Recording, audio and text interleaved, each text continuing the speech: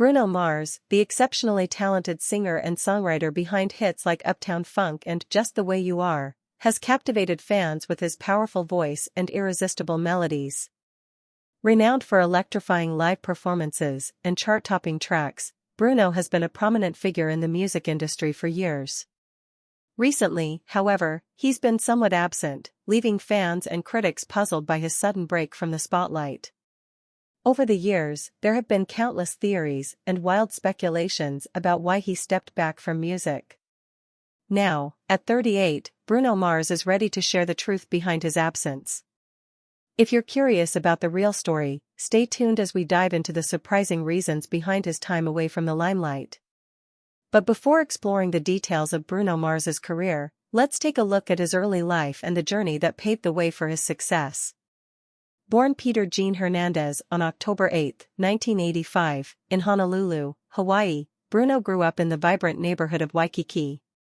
He was the son of Peter Hernandez, a Puerto Rican with Jewish roots from Brooklyn, and Bernadette San Pedro, a Filipino immigrant with Spanish heritage.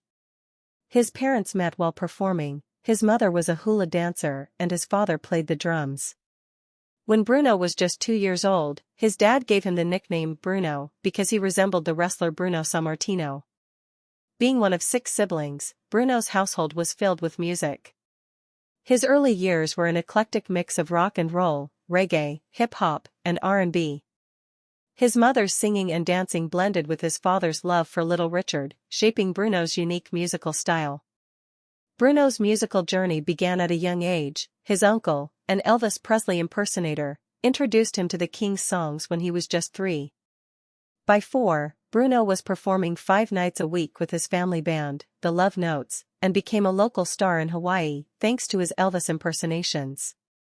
One unforgettable childhood moment was when he accidentally wet himself during a performance of Can't Help Falling in Love, but even that couldn't dampen his love for performing. At age 5, Bruno was recognized in the local Hawaiian newspaper midweek as Little Elvis and performed at the Aloha Bowl halftime show and appeared in the movie Honeymoon in Vegas. By 6, he was interviewed by Pauly Shore on MTV and made an appearance on the Arsenio Hall show. Throughout his elementary school years, he kept performing, alongside his family, covering hits by Frankie Lyman and Little Anthony. He also explored various instruments, including drums, guitar, piano, and percussion, showcasing his musical versatility. However, at 12, Bruno's life took a major turn when his parents divorced, ending the family band.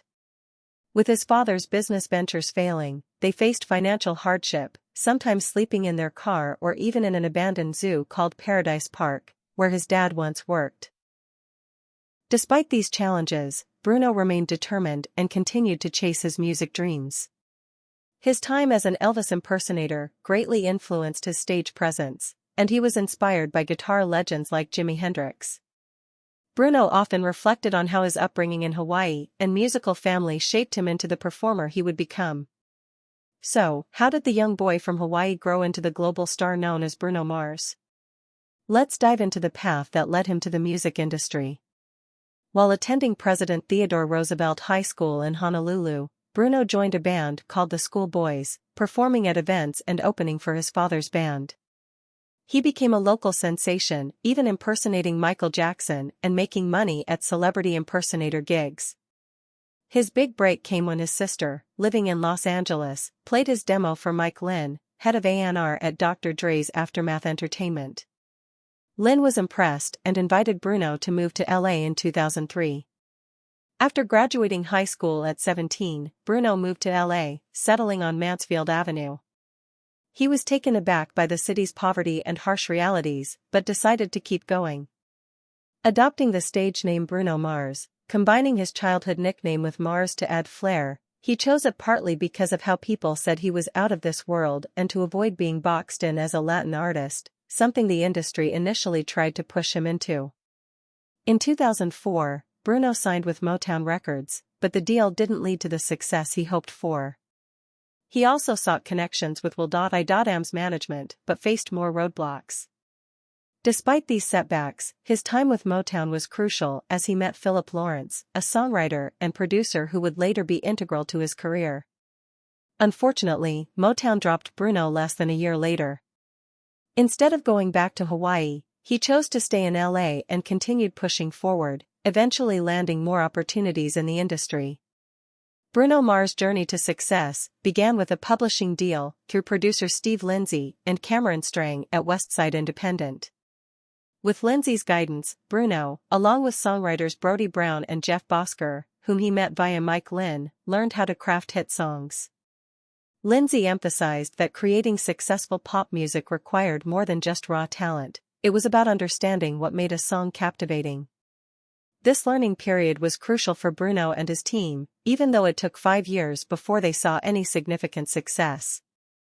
During this time, Bruno played with a band called Sex Panther, which included Bosker and his brother Eric Hernandez. Eric later became the drummer for Bruno's band, the Hooligans. When Philip Lawrence considered working with Bruno, he was initially hesitant due to financial concerns. However, Keith Harris, the drummer for the Black Eyed Peas, stepped in and offered to cover Lawrence's travel expenses, saying he'd reimburse him, even jokingly offering just $5 for bus fare. This support proved pivotal, and even though their early days were tough, Bruno and Lawrence collaborated on songs and faced numerous rejections from record labels. In 2006, Lawrence introduced Bruno to Aaron Basha, who would later become his A&R manager at Atlantic Records. Basha was impressed by Bruno's guitar playing and wanted to sign him immediately. However, Atlantic Records felt Bruno needed more time to develop and didn't officially sign him until nearly 3 years later. By 2008, Bruno and Lawrence were nearly ready to give up, but a call from Brandon Creed changed everything. Creed, seeking songs for the reunited boy band Menudo, was interested in Lost, a track Bruno had originally written for himself. Though hesitant to sell it, Bruno and Lawrence agreed to a $20,000 offer. This deal provided the financial boost they needed and led to Creed becoming Bruno's manager for the next 9 years.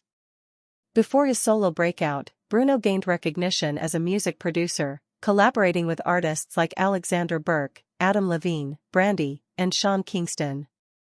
A significant early milestone was co-writing Flo Rida's smash hit Right Round in 2009, which Bruno often cites as a pivotal moment in his career. He also co-wrote the Sugababes song, Get Sexy, and provided backing vocals on their album, Sweet 7. In 2010, Bruno featured as a vocalist on Far East Movement's 3D from their Animal album, contributed to Jason Mraz's debut single Love, and worked on Travie McCoy's charity single One at a Time for MTV's Staying Alive Foundation. Bruno Mars' explosive rise to solo stardom began with standout collaborations. His contributions to B.O.B.'s hit song Nothin' on You and Travie McCoy's Billionaire showcased his exceptional songwriting and vocal abilities. Both tracks became massive hits, with Nothin' on You reaching #1 on the Billboard Hot 100 and the UK singles chart. This success was no coincidence, it was evidence of Bruno's talent for creating memorable music.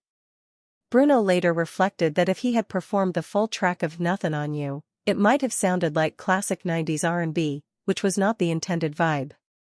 Being featured allowed him to shine while maintaining the song's overall feel. On May 11, 2010, Bruno released his debut EP, It's Better If You Don't Understand. This marked his transition from behind-the-scenes songwriter to solo artist. Although the EP peaked at number 99 on the US Billboard 200, it was an essential step in establishing his career. The EP included a music video for The Other Side, featuring CeeLo Green and B.O.B., showcasing Bruno's versatility and ability to collaborate with top artists. As his fame grew, Bruno faced new challenges, including the pressures of stardom and the demands of the industry, testing his resilience. His financial success mirrored his rising fame. In 2013, Billboard estimated his earnings at approximately $18.8 million, making him the 12th highest-paid musician that year. By 2014, Forbes reported that Bruno earned $60 million between June 2013 and June 2014, placing him 13th on their Celebrity 100 list. His income continued to climb, and by June 2017, he ranked 6th on Forbes' list of the world's highest-paid celebrities.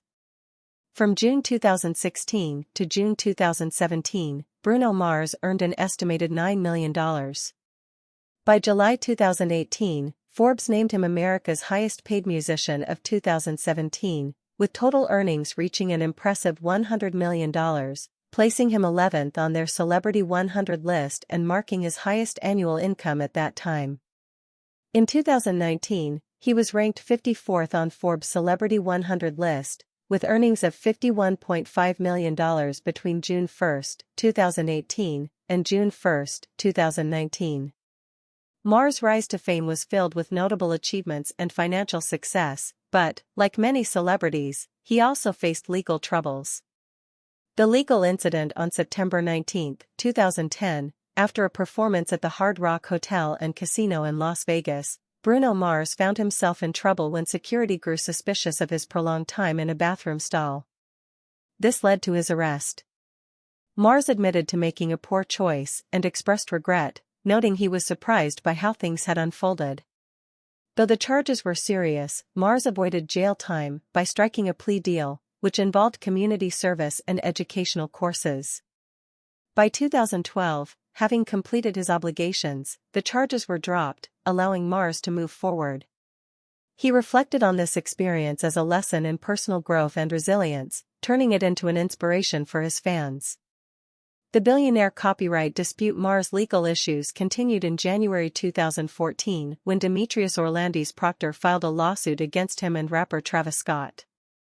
Proctor alleged that their hit song Billionaire, co-written by Mars, had infringed on his copyright.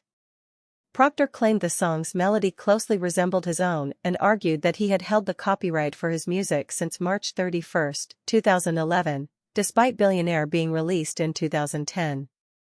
To back his claims, he presented a certificate from the U.S. Copyright Office for a collection titled Frisky Volume 1 to 30 tapes.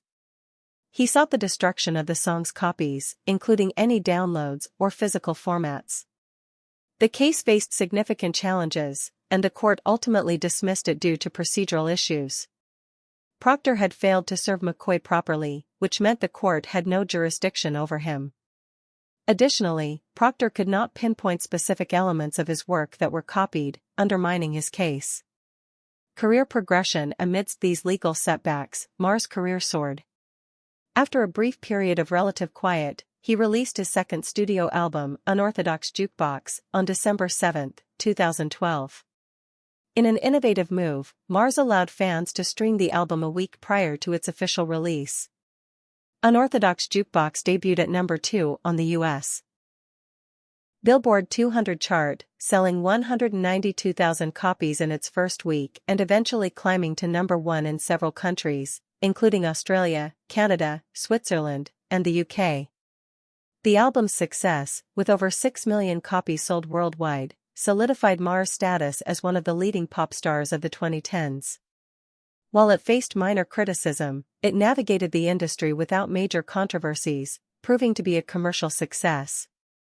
Uptown Funk controversy. However, challenges arose again with the 2016 release of 24K Magic and the hit single Uptown Funk. Produced by Mark Ronson and featuring Mars, the song, which had already achieved chart-topping success 2 years prior, became the center of a copyright dispute. Members of the Gap Band and their producer argued that Uptown Funk bore too many similarities to their song Oops, Upside Your Head. This resulted in the Gap Band being credited as co-writers of Uptown Funk and receiving a share of the song's publishing royalties. While this recognition brought a substantial financial gain to the Gap Band, the legal disputes were far from over. In addition to the Gap Band's accusations, several other artists claimed that Uptown Funk resembled their own works. Serbian artist Victoria alleged that her song was copied but ultimately chose not to pursue legal action. The electro-funk band Collage filed a lawsuit, arguing that Uptown Funk was too similar to their track Young Girls. The Sequence also accused the song of infringing on their song Funk You Up. This legal turmoil continued in 2017 when La Strada Entertainment pointed out resemblances between Uptown Funk and Zapp's classic More Bounce to the Ounce. Although some lawsuits were dropped over time, these controversies highlighted persistent tensions within the music industry regarding copyright and originality. These allegations sparked discussions about the nature of musical inspiration and the thin line between homage and outright copying.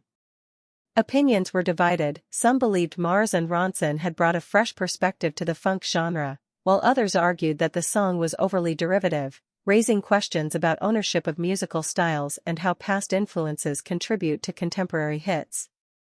The situation also ignited debates on cultural appropriation, with some accusing Mars of drawing from black artists without adequate credit, while others defended his work as a celebration and acknowledgement of the funk genre's roots. Sensei Aishatu, who led a discussion on The Grapevine, criticized Mars for rehashing existing music instead of creating something new, suggesting that his success was partly due to white audiences engaging with black culture through a non-black artist's lens. Further complicating matters, the heirs of the Gap Band took legal action against BMG, claiming the company withheld royalties from Uptown Funk. Despite being recognized as co-writers, the heirs asserted that royalty distribution was unfair. This situation underscored ongoing issues with fair compensation within the music industry and added to the song's complicated legacy. The legal disputes surrounding Uptown Funk not only impacted Bruno Mars but also ignited wider conversations about artist rights, the complexities of copyright law, and how musical heritage shapes modern hits. These discussions reveal the evolving nature of the music industry, where the boundaries between inspiration, influence, and originality continue to blur. The song made headlines again in January 2021 due to a legal battle involving BMG rights management.